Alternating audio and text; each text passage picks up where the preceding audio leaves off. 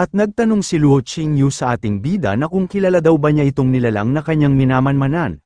Ayon naman ni Chu Ziyu na hindi daw niya ito kilala ngunit kanya na itong nakaharap noong nakaraan, sinabi naman ni Luo Qingyu sa ating bida na ang mata daw nito ay hindi normal, dahil para sa kanya ito ay nagbibigay sa kanyang sarili ng hindi komportable, hindi niya tiyak pero parang kanya na itong nakaharap sa kanyang nakaraan. Sabi naman ng ating bida sa kanyang auntie Luo na kung paano na lang kaya na kanilang hulihin ang nilalang na yon. Dahil masyado daw siyang nahuhumaling sa kanya. Tinanong naman ni Luo Qingyu ang ating bida na kung paano naman si Liu Hongyi. Seryoso naman na sinabi ng ating bida kay Luo Qingyu na hindi naman sila nagmamadali para kanilang iligtas si Liu Hongyi. Makalipas ang ilang sandali pinakita sa eksena ang Tianyuan City North kung saan nandito si Min Yaozi, at makikita dito si Min Yaozi na seryoso niyang iniisip kung paano niya makuha si Liu Hongyi kung saan ito nakakulong. Sinabi din niya sa kanyang kasama nga narinig daw niya sa mga halimaw na gumamit sila ng isang emperor-grade na kagamitan upang kanila lang mawasak ang seal ngunit hindi pa rin sila nagtagumpay. Sigurado ba ito na magawa niyang masira ang seal sa kulungan ni Liu Hongyi? Nagsalita naman ang kanyang kasama na matanda na ang seal daw ay hindi mawawasak at naglalaman ito ng walang hanggan na bagay, ito ay mataas na anyo sa mundo ng enerhiya, upang magawa nila itong masira ay kinakailangan nilang kumuha ng isang espesyal na bagay para dito. Nagtataka naman si Min Yaozi na kanyang tinanong ang matanda na kung ano daw ba ang kanyang ibig na sabihin na hindi masisira ng mga immortal. Ngunit nagulat naman silang dalawa dahil bigla na lang lumitaw sa kanilang itaas si Luo Qingyu na bitbit niya ang ating bida na nagbalat kayo upang hindi siya makilala. Sabay binati silang dalawa ni Luo Qingyu habang ang ating bida naman ay nakangiti lang na kanyang tinitingnan ng dalawa na masyado pa rin nagulat sa biglaan nila na paglitaw. Hindi naman makasalita si Min Yaozi sa kanyang nalaman dahil sinisigaw ng matanda sa kanya habang dahan-dahan na naglaho ang katawan nito dulot ng spell ni Luo Qingyu na ang babae daw sa kanilang dalawa ay isang pseudo-emperor, bili na sabi pa ng matanda kay Min Yaozi na mag-ingat sa dalawa na kanyang kaharap ngayon. Makalipas ang ilang sandali sa Tushan Hotel Secret Basement, dito makikita na iginapos nila si Min Yaozi upang kanila itong tanungin kung ano ang itinatago nito na lihim. Galit naman na sinisigawan sila ni Min Yaozi na kung sino raw ba sila, bakit nila siya hinuli ano raw ba ang kanilang kailangan sa kanya. Mayroon namang ipinakita si Luo Qingyu na isang bagay kay Min Yaozi dahil may rason raw kung bakit nila siya hinuli. Samantalang sinabihan naman ng ating bida si Yu na bakit masyado raw siyang cute ngayon, tuwang-tuwa naman si Yu sa binanggit sa kanya ng kanyang Panginoon. Pero sa isip-isip naman ng ating bida ay mayroon itong magandang iniisip at ito ay natatawa na lang, dahil paano na lang raw kaya na kanyang parusahan si Yu sa pinakamasarap na pamamaraan kung saan hindi nito kakayanin ang kanyang ibibigay sa kanya na parusa. Sinabi pa ni Yu kay Chu Ziyu na mayroon daw siyang nakahanda na parusa para sa kanilang nahuli ngayon. Ito raw ay masyadong maganda sa pakiramdam, gusto raw bang subukan ng kanyang Panginoon ang kanyang naisip. Nainis naman si Chu Ziyu sa binanggit sa kanya ni Yu dahil gusto pa raw nito na siya ang sumubok sa kanyang iniisip, parang nawala na raw ito sa kanyang sariling katinoan. Pinahinahon naman ni Yu ang ating bida na kanya itong sinabihan na mali daw ang inaakala ng kanyang Panginoon, syempre siya naman daw talaga ang unang susubok nitong kanyang pinaplano. Dinagdag pa niya sa ating bida habang namumula ang kanyang mukha na siya daw na si Yu ay gagawin ng lahat para lang maging masaya ang kanyang Panginoon. Natawa naman si Chu Ziyu sa sinabi sa kanya ni Yu sabay niyakap siya ni Yu saad pa ni Chu Ziyu kay Yu na siya raw ang kanyang munting tanga na alagad pero siya naman ang kanyang pinaka-cute na tauhan. Masyado namang naguguluhan si Min Yaozi at si Luo Qingyu sa ginagawa ng dalawa sa kanilang harapan at wala na lang silang nasabi. Habang nahihirapan si Min Yaozi sa pagkagapos sa kanya ay kanya namang tinanong si Luo Qingyu na kung bakit raw siya hinuli ng senior, dahil hindi naman niya siya na-offend. Nainis naman si Luo Qingyu sa katanungan sa kanya ni Min Yaozi at kanya itong pinatahimik. Masyado namang nagtataka si Min Yaozi dahil bakit raw siya kilala nitong senior, makikita si Min Yaozi na masyadong nahihirapan dahil sa pilitan na pinalabas sa kanyang noo ang malaking mata. Sinabi pa ng malaking mata kay Luo Qingyu na ang kanya raw kakayahan sa pagkakalkula ay masyadong malakas, natatakot daw siya na baka mahuli sila kapag pumasok sila sa lungsod. Wala naman nasabi si Luo Qingyu sa mga sinabi sa kanya ng malaking mata, habang si Chu Ziyu naman ay natatawa sa binanggit ng malaking mata sa kanila dahil ano raw ba ang ibig sabihin niya sa kanila. Sinabi pa ni Chu Ziyu sa malaking mata na kung wala daw ba itong mga naalala, kung wala talaga, siya ay talagang walang silbi, Sabay inutusan ng ating bida ang kanyang auntie Lu na alisin na daw nila itong mata at kanilang esil dahil baka magdulot pa ito sa kanila ng malaking gulo. Agad naman nagmakaawa ang malaking mata na kanya silang sinabihan na sandali lang raw muna. Tinanong naman siya ni Chu Ziyu na kung mayroon na raw ba itong naalala. Ayon naman ng malaking mata na ang kanya raw memorya ay mayroong problema dahil ito ay medyo malabo. Sinabi pa niya na siya raw ay nanggaling sa kontinente na tinatawag na Honghuang. Ang lupain daw na yun ay masyadong malawak na parang walang limitasyon, walang sino man ang nakakaalam kung gaano talaga yun kalaki. Hindi na raw niya alam ang iba bukod sa kanyang nabanggit ngayon. Tinanong naman ni Luo Qingyu si Chu Ziyu na kung ang kanya raw bang nabanggit ngayon na ang Honghuang ay parehas sa kanyang nabanggit sa kanya noong nakaraan. Ayon naman ni Chu Ziyu na marahil raw ngayon, sa kanyang pagkakaalam ang Honghuang sa mga bituin ay isang artificial na space na likha ng tao. Hindi ito maaring ilarawan bilang walang hanggan na malawak, isa itong kombinasyon ng maraming mas maliliit na espasyo, sa isip-isip naman ng auntie Lu ng ating bida na hindi raw pala ito ang Honghuang na binanggit sa kanya ni Chu Ziyu noong nakaraan.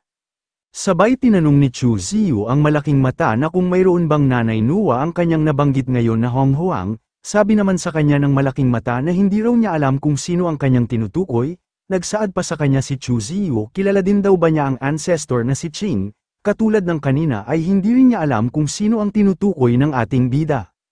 Nagulat naman ang malaking mata nang tinanong sa kanya ni Chu Ziyu na kung kilala daw ba niya ang East Emperor na si Ina.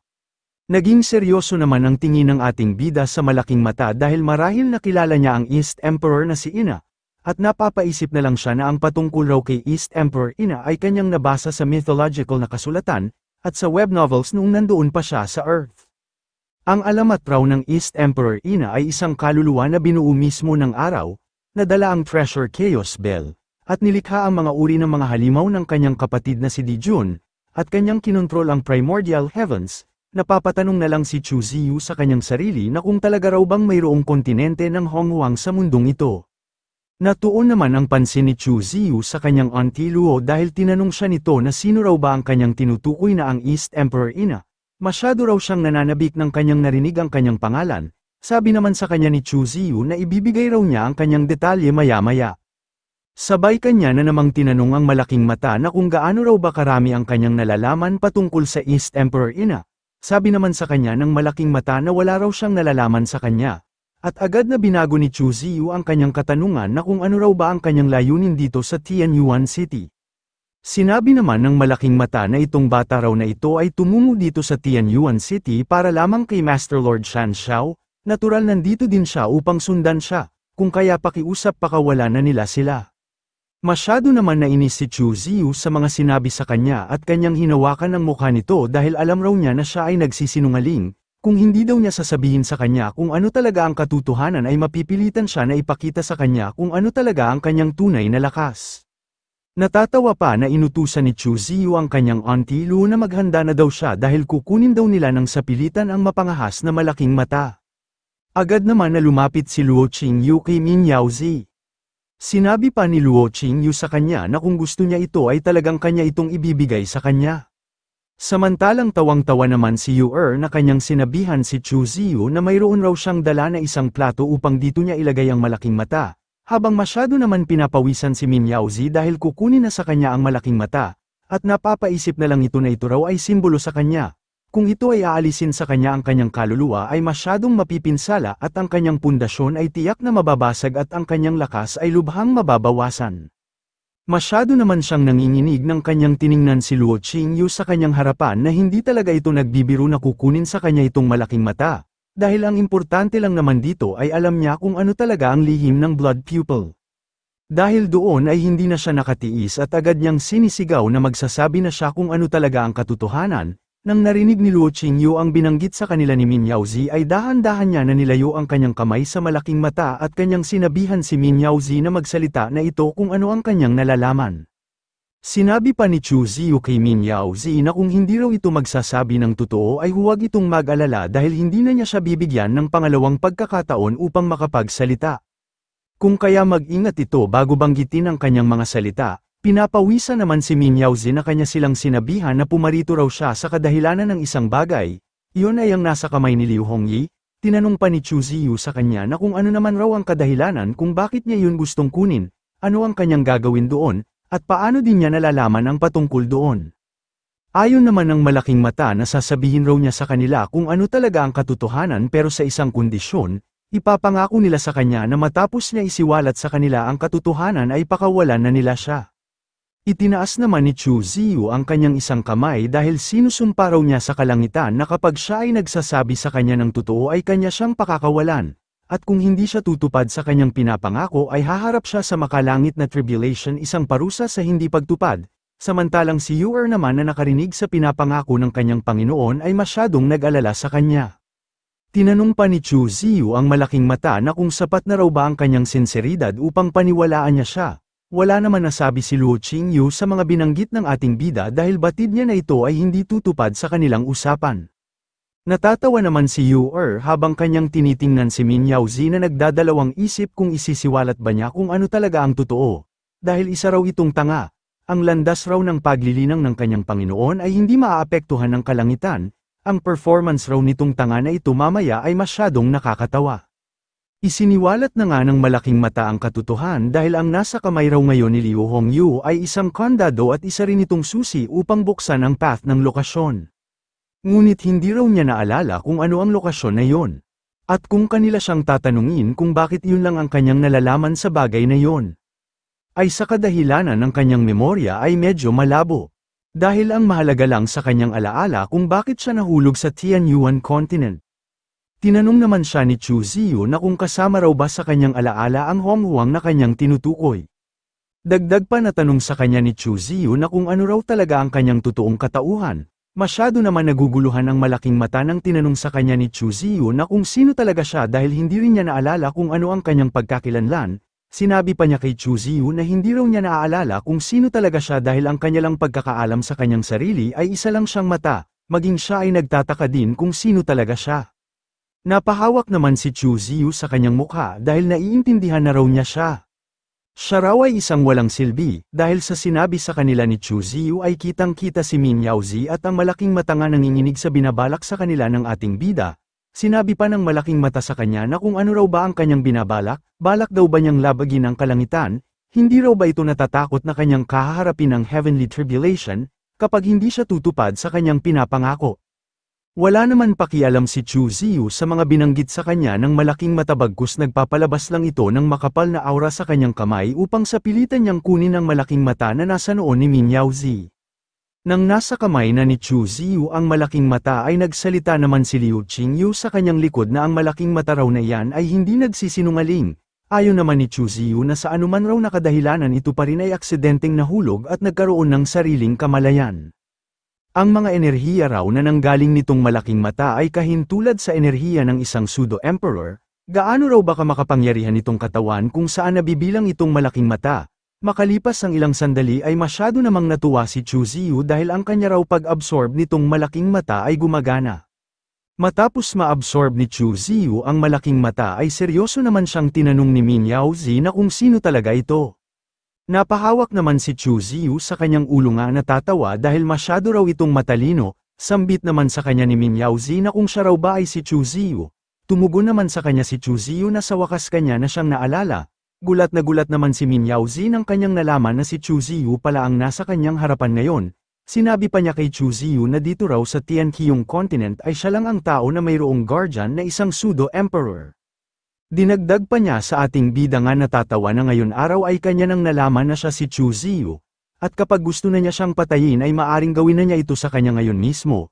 Ayon naman ni Chu Ziyu na sayang raw kung papatayin niya siya. Naisip pa naman niya sana na magpakita sa kanya ng awa at kanyang gagamitin. Sinigawan naman ni Min Yaozi ang ating bida na kung ano raw ang kanyang gustong gawin sa kanya tigilan na daw niya siya. Sambit naman sa kanya ni Chu Ziyu na pagkakataon na raw niya itong kanyang ipinakita sa kanya na awa, at kanya siyang magiging tapat na alagad. Dinagdag pa ng ating bida habang mayroong nakakatakot na mukha na isipin na lang niya ito na parehong pagkakataon ang kanyang ipinakita sa kanya na awa at magiging kanya siyang tapat na alagad. Makalipas ang ilang sandali makikita si Min Yaozi na para bang isa ng maamong tupa na nagbibigay ng paggalang sa kanyang bagong Panginoon. Sinabi pa niya sa ating bida na siya raw ay si Min Yaozi ay kanyang binabati ang kanyang Panginoon at nagpapasalamat din siya dahil muli siyang isinilang.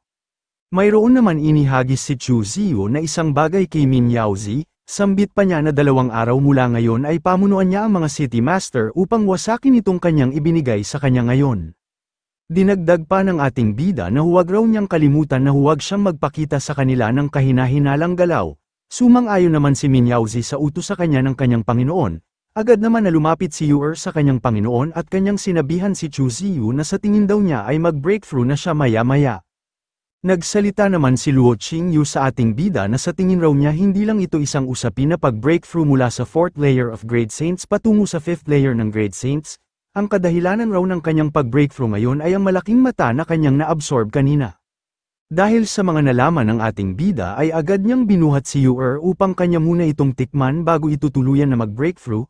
Masyado naman namumula ang mukha ni Yu sa ginawa sa kanya ng kanyang Panginoon. At kinikilig pa ito nang sinabi sa kanya ni Chu Ziyu na hayaan raw niya siya na kanya siyang tulungan sa kanyang pag-breakthrough. Makalipas ang ilang sandali maririnig ang pag-ungol ni Yu galing sa loob ng isang kwarto, at kitang-kita sa mukha ni Yu na masyadong nasarapan at nakikiliti sa ginawa sa kanya ng kanyang Panginoon at hindi niya mapigilan na mapaungol ng napakalakas. Habang ang ating manyakol naman na bida ay makikita na mas lalo pa niyang binaon ang kanyang sandata sa kayamanan ni Yu upang tuluyan na itong mag-breakthrough. Makalipas ang ilang oras ay sa wakas natapos na silang dalawa sa kanilang ginagawa at kitang-kita sa mukha ni Yu na ito ay masyadong napagod sa kanilang matinding bakbakan sa kama. At dako naman tayo sa bayan ng Tianyuan City, makikita sa loob ng painuman ang Lord of Thousand Faces na bahagyang nabigla dahil kanyang naramdaman na ang kanyang kapatid ay nag-breakthrough, at masyado itong natuwa dahil hindi raw niya inaasahan na ang kanyang madaldal na kapatid ay kanyang naabot ang 5th layer of Great Saints. Kinakailangan raw niya siyang puntahan doon upang kanya siyang makita. Sa ilang sandali ay dumating na nga ang Lord of Thousand Faces kung saan ngayon si Yu. Nang lumabas si Yu sa kanyang silid ay agad naman siyang sinabihan ng Lord of Thousand Faces na siya raw ay nag-breakthrough. Masaya naman na pinasangayonan ni Yu ang sinabi sa kanya ng kanyang kapatid. Tinanong pa sa kanya ng Lord of Thousand Faces na kung paano daw siya nag-breakthrough sa minor stage. Tumugon naman sa kanya si Yu na kung gusto ba raw niya talaga itong malaman. Ayon naman ng Lord of Thousand Faces na syempre gusto niyang malaman kung paano niya ito nagawa. Mayabang pa na sinabi ni Yu sa kanyang kapatid na ang Lord of Thousand Faces na siya raw ay masyadong na-disappoint at naghihinayang, dahil sa ngayon ang patungkol sa kanyang pag-unlad ay hindi niya pwedeng sabihin kahit sino. Nagulat naman ang Lord of Thousand Faces sa sinabi ni Yu. At kanya siyang tinanong na kung bakit hindi niya pwedeng sabihin sa kanya ang kanyang lihim. Iginiit naman ni Yu na hindi niya siya naiintindihan. Sabay binago ni Yu ang kanilang pinag-usapan at kanyang inalok ang Lord of Thousand Faces na kung gusto raw ba niyang makipagkita sa kanyang kasintahan na si Nung Yu. Masyado namang nainis ang Lord of Thousand Faces sa mungkahi sa kanya ng kanyang kapatid dahil bakit naman siya makikipagkita sa basura na yun. Masaya naman na tumalikod si Yu dahil kung ganoon mag-focus na lang raw siya sa pag-usisa sa kanyang cultivation. Dinagdag pa niya sa Lord of Thousand Faces na bumalik na lang raw ito kung saan siya nanggaling kanina. Dahil sa ikinilos ni Yu ay masyadong nainis ang Lord of Thousand Faces, dahil simula raw nga nakilala ni Yu si Nung Yu ay madalas na siyang binabaliwala ng kanyang kapatid. Kinakailangan daw niyang imbestigahan kung ano talaga ang tunay na pagkakilanlan ng basura na yon. Makalipas ang ilang sandali ay tumungo ang Lord of Thousand Faces sa Tianyuan City, sa City Master Palace na ang Blackstone Hall. Dito makikita ang Lord of Thousand Faces na ito ay nagbigay ng paggalang sa nakakataas sa kanya. Ibinalita pa niya sa kanila na kanya raw nakumpirma na ang mga natitirang mga tagasunod ni Feng ay umalis na sa Tianyuan City. Sinabi naman ng babae na demon na si Feng raw ay kanyang iginiit na siya ay nagsasabi ng totoo. Sambit naman ni Lord Jin Yuan na ayon raw sa kanyang sariling observation sila ay nagsasabi ng totoo. Iginiit naman sa kanila ng Lord of Thousand Faces na kung sila ay nagsasabi ng totoo bakit nawasak ang salamin ng katotohanan. Dahil sa sinabi ng Lord of Thousand Faces ay masyadong napapaisip ang babae na demon, dahil kung sila ay nagsasabi ng totoo bakit nawasak ang kanyang salamin anong dahilan kung bakit iyon nawasak. Pinaliwanag naman sa kanya ng Lord of Thousand Faces na dalawa lang daw ang dahilan kung bakit yun nawasak. Ang una ang kanyang godly skill ay parang mayroong mali, ang pangalawa mayroong nakialam dito kung bakit ito nawasak. Tinanong naman ng babae na demon ang Lord of Thousand Faces na kung sino naman daw ang mayroong kakayahan na pakialaman ang kanyang godly skill. Sinabi naman sa kanya ng Lord of Thousand Faces na marahil ang may kagagawan nito ay isang pseudo-emperor, at maaring ang Taisu Holy Sun ay nakapasok na dito sa Tianyuan City. Napapaisip naman ang babae na demon na kanyang tinanong ang Lord of Thousand Faces na ang kanya raw bang hinala na ang may kagagawan sa pangyayari na yun ay ang Taisu Holy Sun, sambit naman ni Lord Jin Yuan na kung ano naman ang kanyang dahilan kung bakit siya tumungo dito sa Tianyuan City. Paliwanag naman sa kanila ng Lord of Thousand Faces na si Chu Ziyu raw ay masyadong tuso, inaasahan na raw niya na hindi nila papatayin si Feng, ito ay nagpapahintulot sa kanya na kanyang naramdaman ang presensya ni Chu Ziyu. Sa palagay niya sa ngayon si Chu Ziyu ay malaki ang kanyang kumpiyansa sa kanyang sarili. Napatigil naman ang kanilang pag-uusap dahil ibinalita sa kanila ng kanilang isang tauhan na si Lord Mingyao Zirao ay bumisita dito. Makalipas ang ilang sandali sa Tianyuan City sa North in the Void, dito makikita silang dalawa ni Chu Ziyu at si Luo Qingyu ay nagmamasid na sa lugar. Masaya pa na sinabi ni Chu Ziyu na ang kanya raw plano ay matagumpay, panahon na raw upang kanilang simulan ang operasyon. Sumang-ayon naman si Luo Qingyu sa sinabi ni Chu Ziyu basta mag-ingat lang raw ito. Habang tumingin-tingin si Chu Ziyu sa ibaba ay bahagya naman siyang nagulat sa kanyang nakita, dahil pala ang iilan na mga demon ay nagsisitakbuhan papaalis sa lugar, masyado siyang nagtataka kung ano daw ba ang nangyari dito, mayroon raw bang nag-utos sa kanila na bumalik sila doon sa City Palace, at marahil mayroon ang nakakaalam na nandito siya sa Tianyuan City North.